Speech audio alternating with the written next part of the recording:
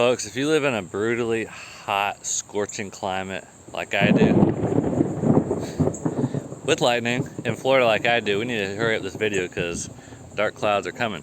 Anyway, if you live in a hot, scorching environment like I do here in North Florida, the summer is just brutal for months on end. And we get to these summer rains like hopefully we're about to get here soon.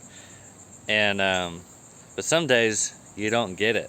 You may go a week in the summer and not get rain. It's just, the sun is beating down on your garden.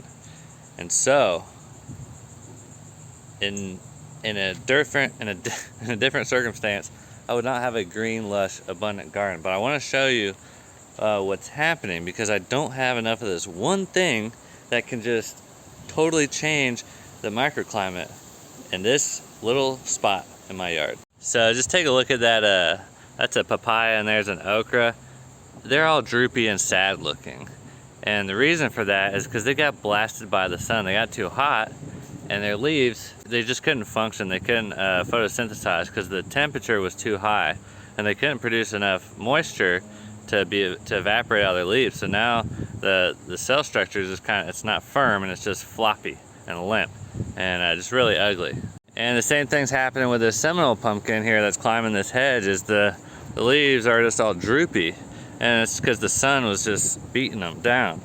And when this happens, they can't collect the energy from the sun like they normally would when it's a more ideal temperature. Evaporation isn't occurring as quickly, and when they look like this over here, nice and firm, if you put it down, it comes right back, and that's what you want it to look like. But over here, the sun has been on these leaves longer than over here.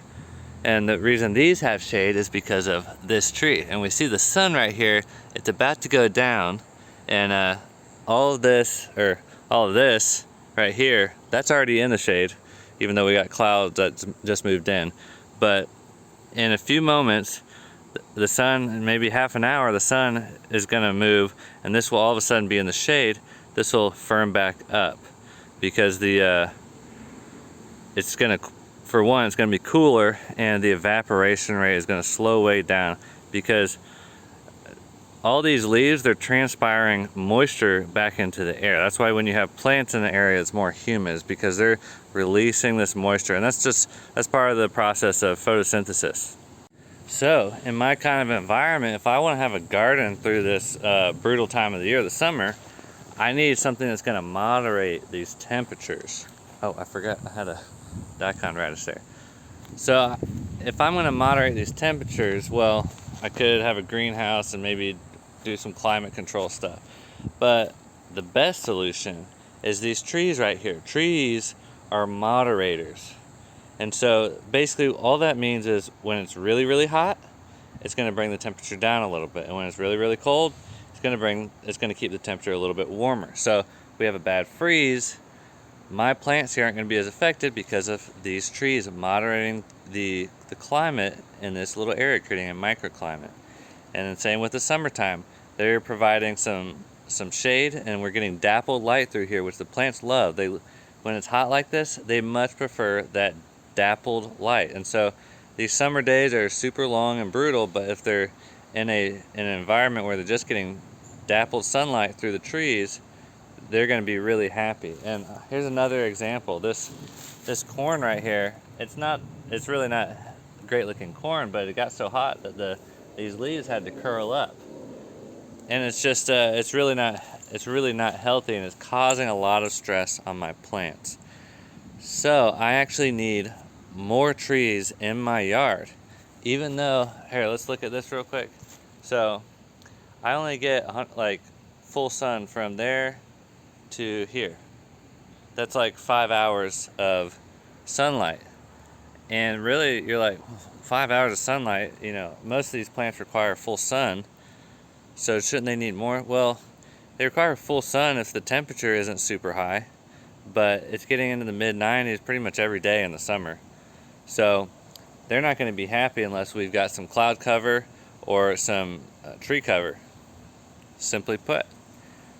Now, clouds move around, they're completely inconsistent, and if I have a few days with cloud cover, man, my plants just really take off, because usually they're getting water as well, and it's usually if there's clouds, the temperature comes down to like 85, which is, most of these plants much prefer that over 95. So here's my solution. This first one is the lazy man solution. So right there, when I broke the dirt and disturbed it, this little oak tree saw fit to pop up, and it may get a foot tall by the end of the season. So I'm gonna let it go. I'm letting the wild trees just grow in my garden. Why not? Because they're gonna end up producing a little bit of shade and making things a little more resilient. Because on a super hot day, a 5-foot oak tree is gonna be much more resilient to the extremes of the extreme heat and the extreme sun than my, basically my soft garden plants. These trees are much more resilient than my annual plants.